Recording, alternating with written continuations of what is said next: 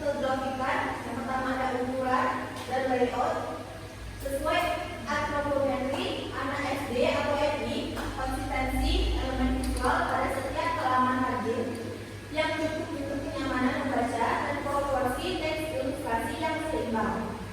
Yang kedua ada tipografi dan ilustrasi, jenis font, ukuran dan lini sesuai tingkat kelas SD.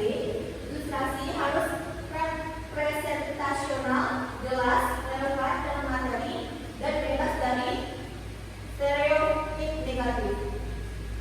Nah, ini contohnya aplikasi isi menerapkan penilaian sesuai materi, yaitu ada memeriksa sesuai materi dengan kurikulum merdeka dan profil pelajar Pancasila. Yang kedua, identifikasi muatan nilai karakter, yaitu ada kejujuran, toleransi, dan gotong royong. Yang ketiga ada verifikasi akurasi konsep keilmuan dan data terkini.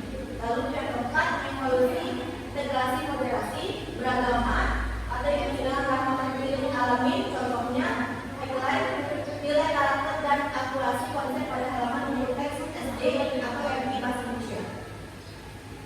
Contoh evaluasi bahasa dan penyajian. Yang pertama itu sebelumnya kalimat panjang dan konteks yang sulit dipahami SD, istilah asing tanpa penjelasan atau glosarium. Soal evaluasi ada level loss atau dengan mengingat memahami, tidak ada scaffolding pembelajaran. Lalu sesudahnya kalimat sederhana dan banyak sesuai tingkat kognisi anak.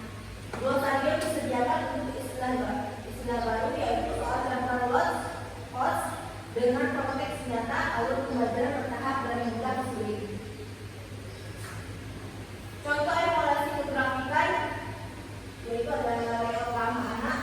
Pertama ada margin cukup lebar dengan membaca.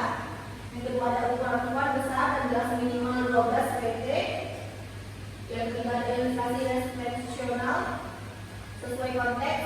Yang keempat ada konsistensi elemen visual antar halaman. Yang kelima ada warna kontras untuk keterbacaan optimal. Perbandingan desain paling versus buruk membantu mengidentifikasi standar perbandingan.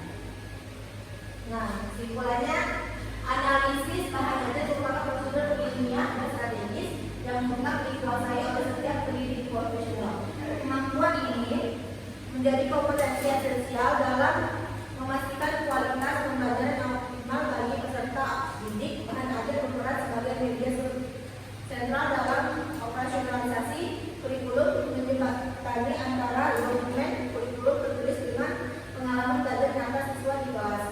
4 pilar kelayakan bahan ajar, kelayakan isi, pembahasan penyajian, dan tipografikan merupakan satu kesatuan yang saling terkait dan wajib dipenuhi secara komprehensif untuk menghasilkan bahan ajar berkualitas tinggi.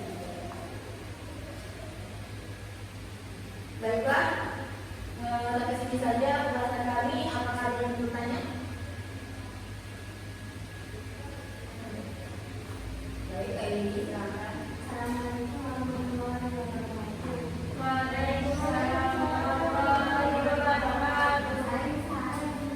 Kelompok 3, pertanyaannya, apakah materi dalam bahan ajar sudah sesuai dengan program pembelajaran bahasa Indonesia fase A, B, C, kurikulum merdeka? Baiklah, apa tadi yang bertanya?